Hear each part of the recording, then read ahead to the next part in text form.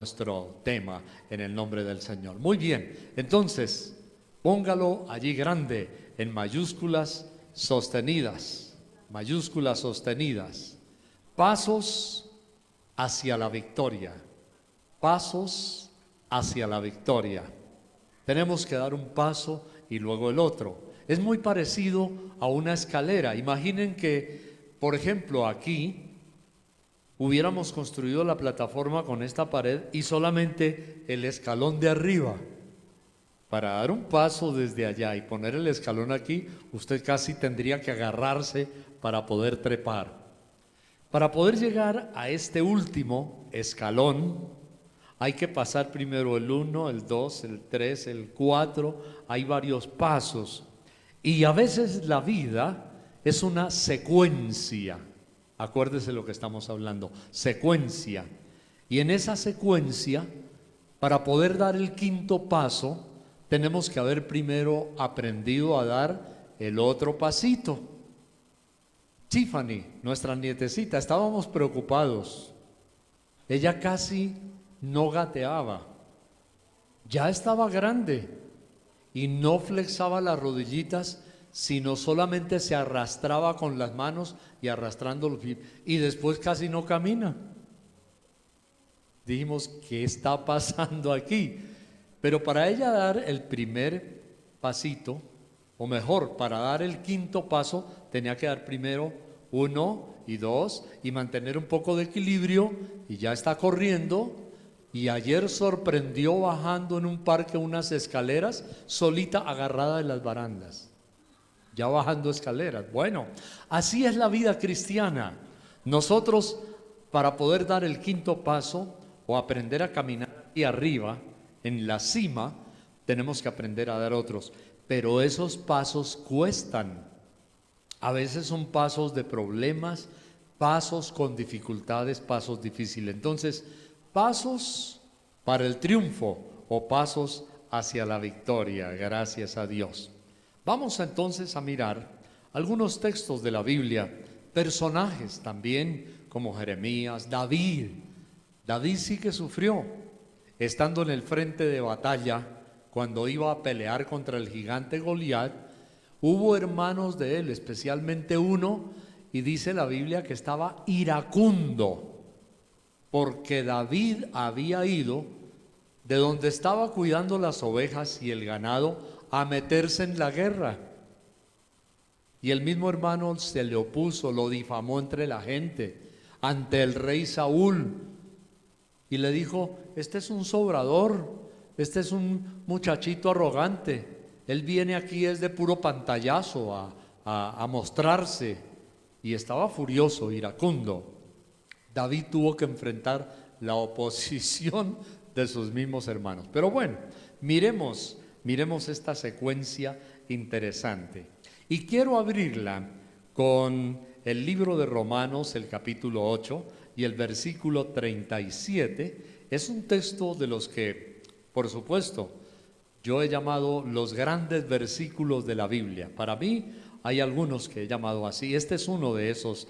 Romanos 8:37 dice, antes, en todas estas cosas somos más que vencedores por medio de aquel que nos amó. Me fascina lo que dice el apóstol Pablo.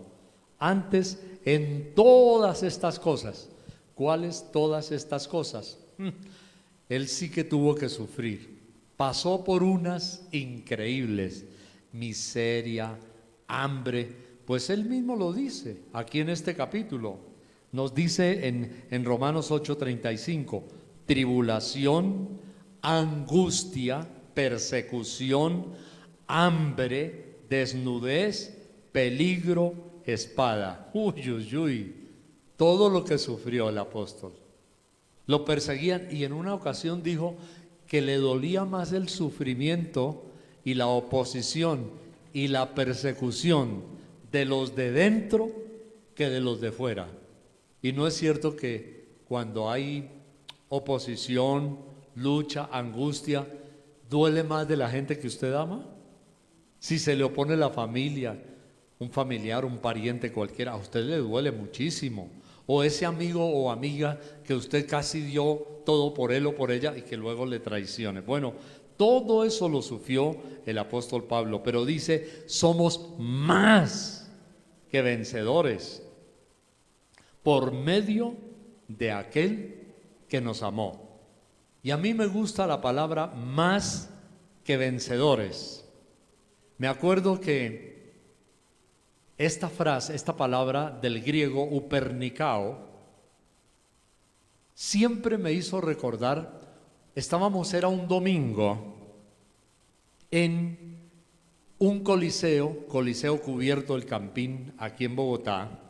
Había un evento musical muy lindo y ya por la tarde la gente estaba fervorosa cantando, año 90 y no me acuerdo qué, pero sé que ustedes se acuerdan y no olvidan, y los argentinos menos olvidan eso, porque ese día, cuando la juventud fue al Coliseo El Campín en la ciudad de Bogotá, Colombia le había ganado para clasificar a uno de los mundiales de fútbol, le había ganado a nuestros hermanos argentinos, 5-0. Parecía que ese día los jóvenes cantaban más jubilosos.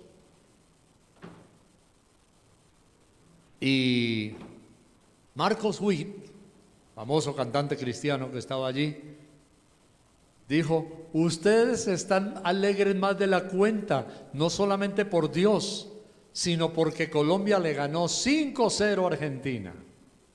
¿A qué viene el cuento?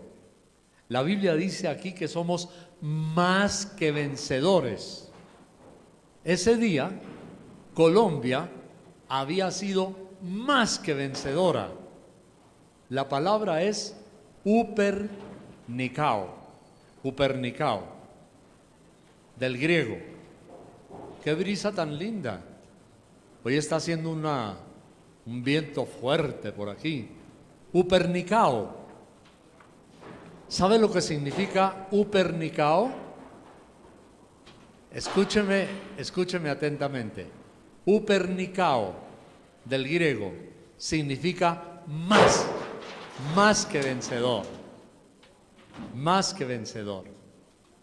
Upernicao, más que vencedor. Upernicao, más que vencedor. Cuando hay en ese caso un 5-0, significa más que vencedor o significa también victoria contundente. Victoria contundente, más que vencedor. Bueno, el apóstol Pablo dice que en las tribulaciones y problemas somos más que vencedores. Victoria contundente, sin lugar a dudas. Bueno. Pasos, miremos algunos de los pasos para ser triunfadores. Número uno, sepa qué clase de Dios tiene usted. ¿Cuál es su Dios? ¿Usted está afligido, asustado? ¿Qué clase de Dios tiene? Bueno, yo tengo el Dios que se llama omnipotente, el Todopoderoso. Rápido, Primera de Samuel 17, vamos a ver ejemplos muy rápidos en la Biblia. Primer libro de Samuel, capítulo 17, versículos 26 y 27, allí. Este es uno de los casos. Entonces David habló a los que estaban junto a él diciendo, ¿qué harán al hombre que venciere a este filisteo? Era el gigante Goliat, ¿no? Y quitare el oprobio de Israel, porque ¿quién es este filisteo incircunciso para que provoque a los escuadrones del Dios viviente? Y el pueblo le respondió las mismas palabras diciendo, así se hará al hombre que le venciere. Entonces ahí es donde entra el hermano mayor de David, Eliab, furioso contra David. Pero atención, escuche esto. David dice, para que provoque a los escuadrones del Dios viviente. David decía, este es mi Dios, el Dios viviente, el que yo tengo es el Dios omnipotente. Y ese gigante Goliat no nos va a seguir humillando más, porque los humillaba, los afrentaba, le decía, bueno, si hay algún machito, párese y venga a pelea conmigo. Y la gente temblaba, porque Goliat era un hombre gigantesco, había ganado muchos combates. Se dice que la sola punta de la lanza de Goliat pesaba más de 30 kilos. ¿Usted puede imaginar eso? La sola punta de la lanza, 30 kilos. Y tenía la fuerza para enviarla como un misil. 30 kilos con una punta afilada equivalían a derribar un hombre y traspasarlo. Así que había mucho miedo. Pero David sabía que Dios tenía. David tenía el Dios omnipotente. Pero ¿qué Dios tienes tú? El omnipotente. Hay otro que es el Dios viviente, el gigante. Miremos a Jeremías 1:19. Le voy a enriquecer con citas bíblicas y ejemplos. Jeremías 1:19. Y pelearán contra ti, pero no te vencerán, porque yo estoy contigo, dice Dios, para librarte. ¿A quién le dijo esto Dios? A Jeremías. Pelearán contra ti, pero no te vencerán. Si hay alguien que se opone a ti, esa persona se las tiene que ver es con la cara de Dios. Si alguien se opone a ti, esa persona tendrá que vérselas con Dios. Pelearán contra ti, pero no te vencerán. Bueno, a veces Jeremías, como cualquier ser humano, sentía desfallecer a pesar de las promesas de Dios. Pero usted no se asuste, usted no se asuste. En los problemas aprendemos. ¿Y qué aprendemos? Aprendemos que Él nos defiende. Bueno, número 1, ya hemos visto, no se asuste, usted tiene al Dios omnipotente. Número 2, no desmaye cuando reciba ataques, calumnias, difamación. Acabamos de ver a David enfrentando al gigante Goliat, pero no solamente tenía que enfrentar al gigante Goliat, ahí mismo en el campo de batalla, ¿quién estaba? Su familia para oponerse.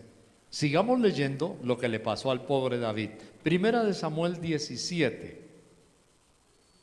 Volvamos otra vez al primer libro de Samuel, capítulo 17. Y vamos a leer los versículos 18 al 30. Ahí en primer libro de Samuel, 17, 28 al 30. Ahí había otro problema. Dice, y oyéndole hablar Eliab, el hermano mayor, dice aquí, con aquellos hombres, se encendió en ira contra David. Acuérdese que David acababa de preguntar que qué privilegio, cómo iban a honrar al que matara al gigante Goliat. El hermano mayor lo escuchó y se encendió en ira, dice la Biblia, contra David y dijo, ¿para qué has descendido acá? ¿Y a quién has dejado aquellas pocas ovejas en el desierto? Yo conozco tu soberbia y la malicia de tu corazón, que para ver la batalla has venido, para ver la batalla. David respondió, ¿qué he hecho yo ahora? ¿No es esto mero hablar? O sea, David dijo, pero yo en qué te he ofendido.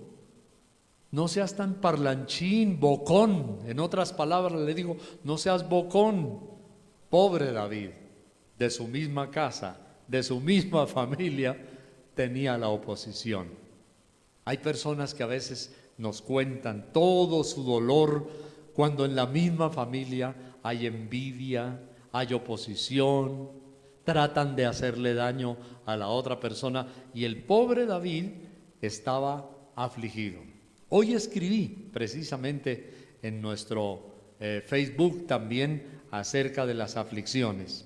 Bueno, muchas son las aflicciones del justo, dijo el Señor, Jesús dijo, en el mundo tendréis aflicción, pero confiad, yo he vencido al mundo. La palabra aflicción de Jesús en el Nuevo Testamento, eso lo dijo en el Evangelio de Juan, es tiblisis, aflicción, que significa algo así como tortura, tendréis aflicción. Otra promesa, cuando te afligen, si el justo cayere, el Señor lo levantará. Salmo 146:8. Te estoy dando palabras. El Señor Jesús dijo, en el mundo tendréis aflicción, pero confiad, yo he vencido al mundo. Juan 16:33. Salmo 146:8 dice, muchas son las aflicciones del justo, pero de todas ellas el Señor lo levantará. Él levanta a los caídos y Él ama a los justos. Entonces, nuestro segundo puntito de hoy es: no desmaye cuando reciba aflicciones y cuando reciba calumnias. Número 3, ponga muy buen cuidado porque hoy nuestro mensaje es más breve, pero muy sustancioso. El número 3, sea perseverante y fiel. ¿Qué significa? No se deje afectar. No se deje afectar de su amor a Dios cuando usted reciba ataques. Primera de Samuel 17:32. Sigamos leyendo a David. Y dijo David a Saúl, no desmaye el corazón de ninguno a causa de él. Este fue el que puse esta mañana en el Facebook. No desmaye cuando lo calumnian. No desmaye cuando le difaman. No desmaye cuando hay ataques injustos contra usted. Y yo estoy muy sorprendido. Hoy estaba también una vez más meditando en David y decía, pero este David, qué incomparable, qué ejemplo. El hermano lo acaba de ofender, lleno de ira, explotó en ira contra él. Y David, con el corazón herido, va y le dice a Saúl, no desmaye vuestro corazón. O sea, David tenía tanta presencia de Dios que aunque estaba herido, tenía todavía fuerzas para ministrarle y levantar el ánimo de otros. Y yo le decía, Señor, danos un corazón como el de David, que afligido, ofendido, calumniado, estaba ministrándole al rey. No desmaye vuestro corazón. Atención a esto, cuando usted quiere hacer el bien, cuando usted es una persona bondadosa para ayudar y para bendecir a otros, al diablo no le gusta eso. El diablo lo agarrará a usted y lo atacará para que usted no tenga fuerzas espirituales ni emocionales de ministrarle y de bendecir a otros. El diablo va a procurar su debilidad para que usted no tenga ganas de servirle a Dios, para que usted no tenga deseos de bendecir a otras personas. Atenciones, es una estrategia del diablo.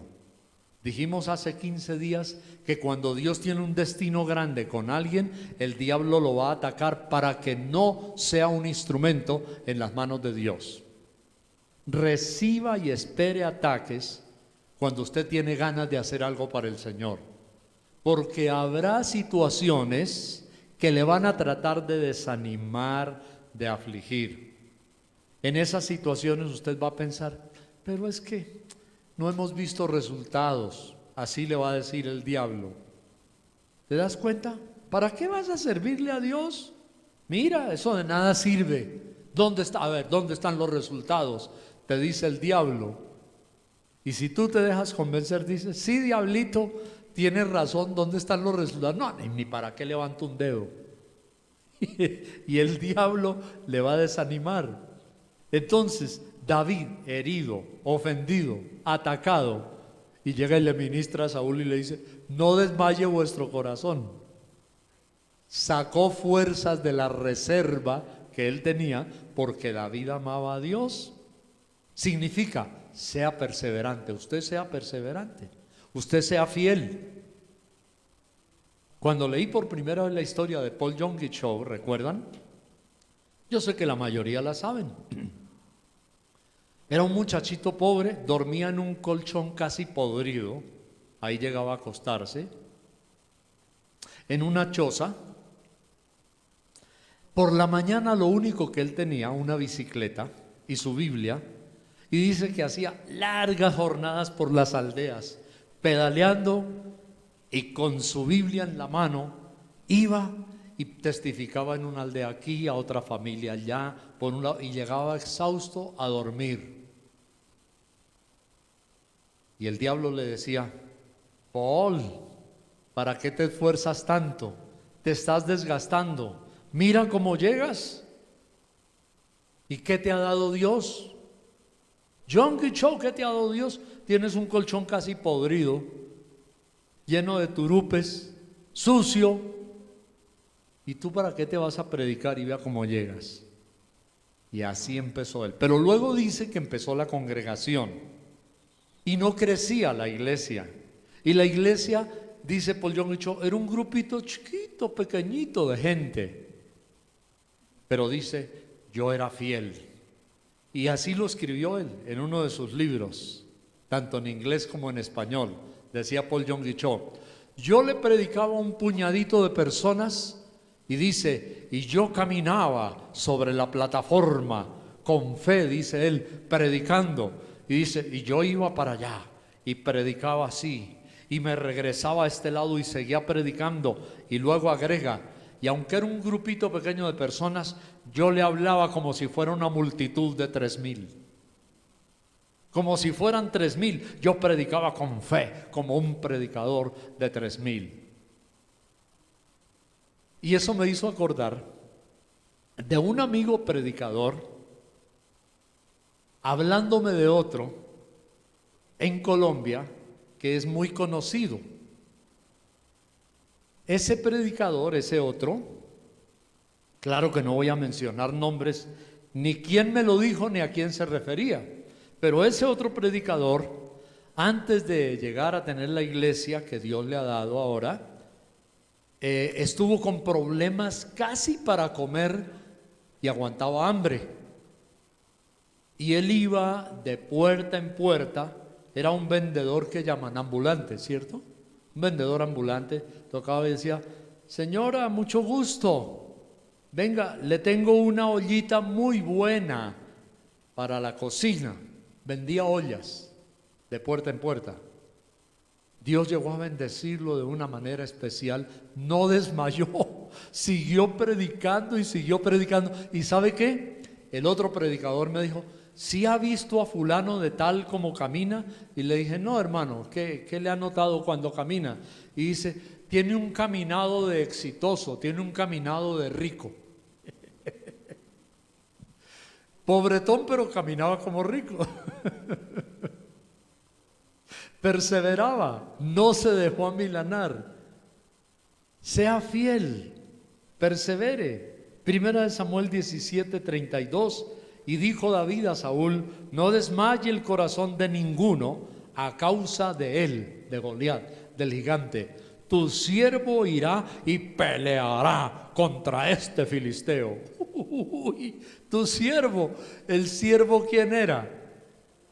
David. ¿Y quién era? Un muchachito, un arriero, un campesino que cuidaba las pocas ovejas. Dice, para más señas, el hermano mayor dice, nosotros somos pobres, las pocas ovejas que tiene mi papá. Era un arriero. Y lo imagino como la canción colombiana de tolimenses y huilenses, con la pata pelada. ¿Y cómo andaba David? Con la pata pelada. Tal vez el pie al barro con la alpargata, pero así era David. Un pastorcito, el hermano mayor iracundo en el frente de batalla. ¿Has venido aquí a exhibirte? ¿Con quién dejaste las pocas ovejas que tenemos? Tú eres un arriero, David. ¿A qué vienes aquí? ¿Con la pata pelada? Pero mire, es cierto, David era una persona que aunque era un arriero con la pata pelada, tenía un caminado de general, de victorioso, de guerrero. nunca había estado en el frente de batalla, pero él dijo: el Dios que me ayudó a vencer al oso y al león, me ayudará y entregará en mis manos a este filisteo. Entonces, ese es nuestro tercer punto: sea perseverante, sea fiel. Y le doy algunas palabritas que puse aquí en el Facebook en esta mañana. No se aparte de Cristo cuando alguien le haga sufrir injustamente. No se aparte de Cristo, no se desanime. No deje que su amor por Dios se enfríe cuando escuche difamación, como hicieron con David.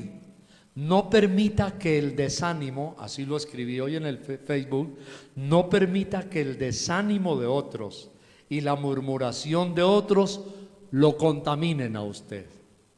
No permita que el desánimo de otros y la murmuración de otros le contaminen a usted. No lo permita.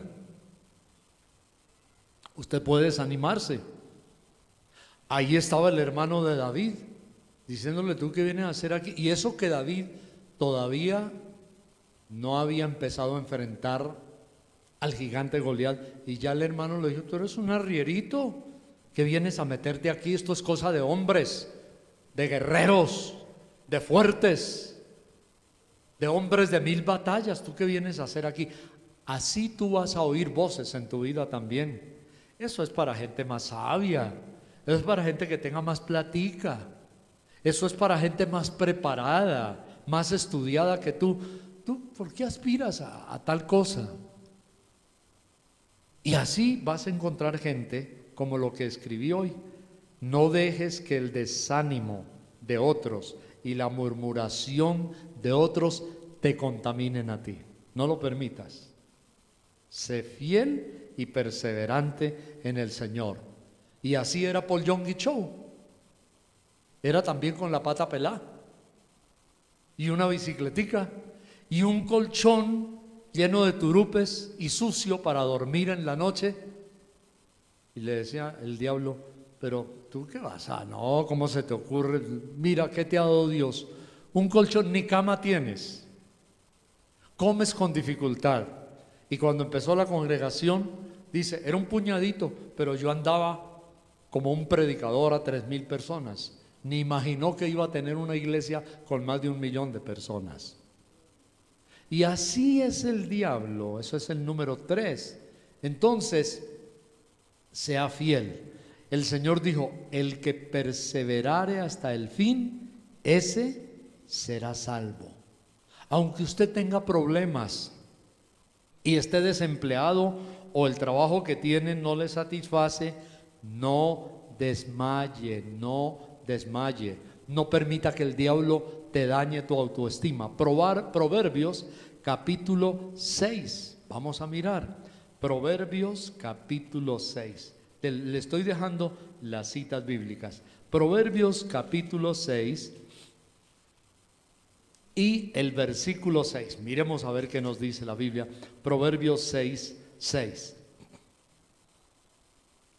Ve a la hormiga, oh perezoso, mira sus caminos y sé sabio, la cual no teniendo capitán, ni gobernador, ni señor, prepara para el verano su comida y recoge en el tiempo de la siega su mantenimiento. Perezoso, ¿hasta cuándo has de dormir? ¿Cuándo te levantarás de tu sueño? Un poco de sueño, un poco de dormitar y cruzar un poco las manos para reposo. Así vendrá tu necesidad como caminante y tu pobreza como hombre armado. Estas palabras de Salomón son un reto, son un desafío. Yo diría que casi son un insulto. Levántese perezoso, póngase a trabajar. Pero cuando alguien me dice que está desempleado y ha pasado 200 o 300 hojas de vida a empresas y en el internet y no consigue trabajo, y me lo han dicho muchas veces, profesionales y no profesionales, hermano, ya estoy desanimado, ya no sé qué hacer. Entonces uno se pone al otro lado de la cerca, en los pies de esa persona, que sí ha hecho, que se ha esforzado, que ha trabajado, que ha procurado tener su trabajito y no lo tiene, y uno entiende. Una de las cosas cuando hay necesidad económica es que hasta la autoestima se viene al suelo. La persona empieza a pensar: ay, yo no sirvo para nada, nadie me califica, o me califican mal y por eso yo no tengo trabajo. Oh Dios, ¿qué voy a hacer? Y cuando uno se pone en el lado de la otra persona, entiende que la persona puede desmayar. Pero ya lo leímos antes, en esta mañana: si el justo cayere, el Señor lo levantará. Salmo 146, 8. El Señor levanta a los justos. Sí, no se desanime, permanezca, sea fiel, persevere en su intento y persevere en la oración. A veces uno se puede desanimar y deja de orar. Dice: no, esto definitivamente ya Dios no me escucha. Cuidado. El Señor habló de una parábola de una mujer que iba donde el juez y le pedía una causa de infamia contra ella, como pasa con los jueces en muchas naciones, no todos, pero en Colombia, ¿qué diríamos? Venir a descubrir ahora que había magistrados en la Corte Suprema de Colombia emitiendo fallos a favor, fallos de absolución y no de condenación a otros magistrados o funcionarios oficiales de gobierno que les pagaron sumas millonarias de lo mismo que robaron. Le pagaron al tribunal para que los declarara inocentes y no culpables. Y como alguien dijo, la comisión de acusaciones se convirtió en una comisión de absoluciones. Cuando ya un tribunal como la Corte Suprema se vuelve un tribunal infame de absoluciones, y peor todavía, a los testigos que había y que tenían evidencias contundentes, dicen en el derecho, evidencias para condenar, les montaron una perseguidora y los empezaron a perseguir y a atacarlos y difamarlos a ellos para que desistieran de su testimonio. Terrible. Mi hermano, si alguna vez tú te llegas a sentir en desventaja y con infamia, y el Señor Jesús habló en Lucas 18 de una pobre mujer que el juez no le hacía justicia, y entonces dice que la mujer se le arranchó y le hacía, ¿cómo es que llaman hoy? Un plantón.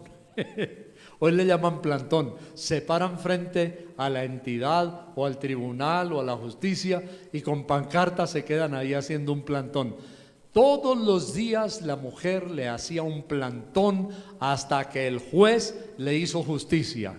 Por eso en la Biblia se titula El juez injusto. ¿Qué tal? ¿Qué paradoja?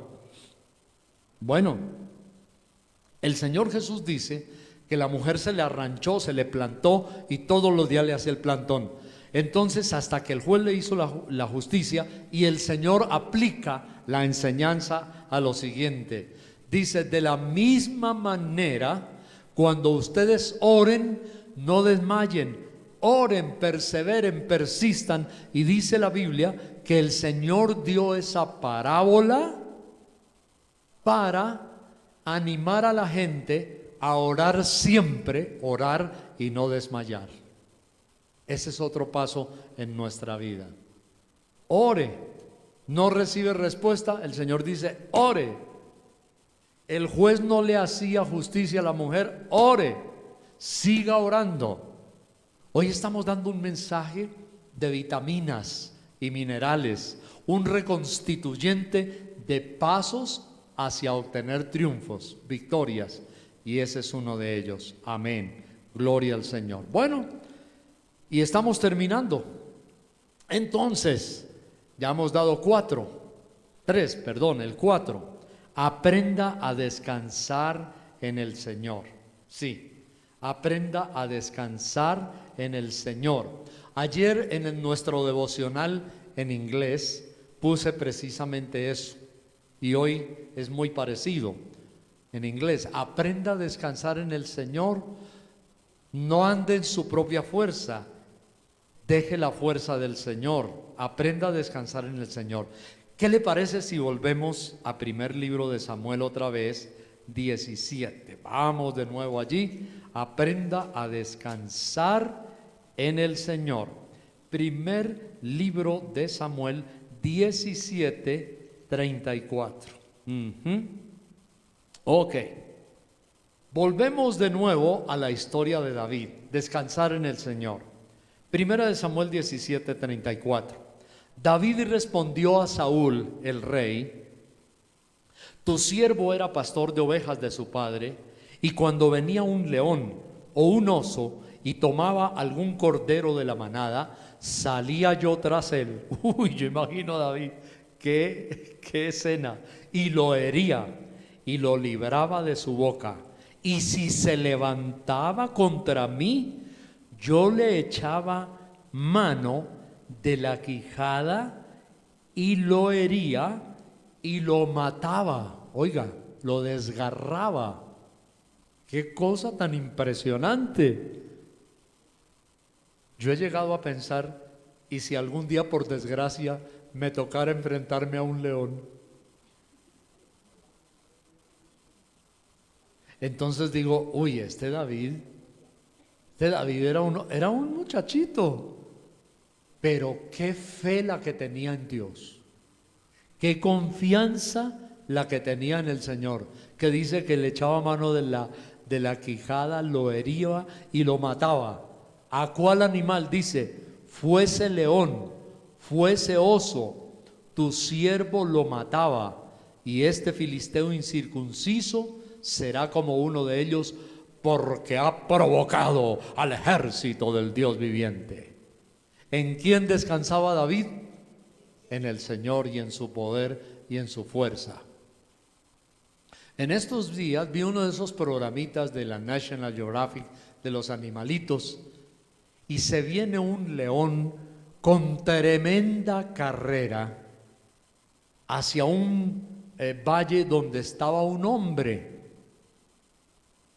Yo no sabía en qué condiciones estaba ese león, pero el león, cuando venía cerca, pegó un salto como de 3 metros, le cayó encima, lo tumbó, y la sola mano del león, pasada por aquí por encima del cuello y el hombro de él, era como así de ancha. Le salía del hombro y le puso aquí encima la garra, y luego la otra por encima de este lado. Dicen que el solo manotazo del león, sin usar la garra, el solo golpe, le puede fracturar la clavícula. Pues lo derribó al piso, y cuando lo tenía en el suelo, lo comenzó a lamer. Ahí fue donde entendí que el león era maestrado, que era amigo de él, que seguramente lo había criado durante muchos años, tal vez desde bebé. Así que el animal venía, era jubiloso, alegre, a hacerle una caricia. Pero inmediatamente yo pensé en David y dije, no, pues qué barbaridad. Si ese león no hubiera venido a atacarlo, con la sola caída encima, con el brazo del león, lo hubiera fracturado.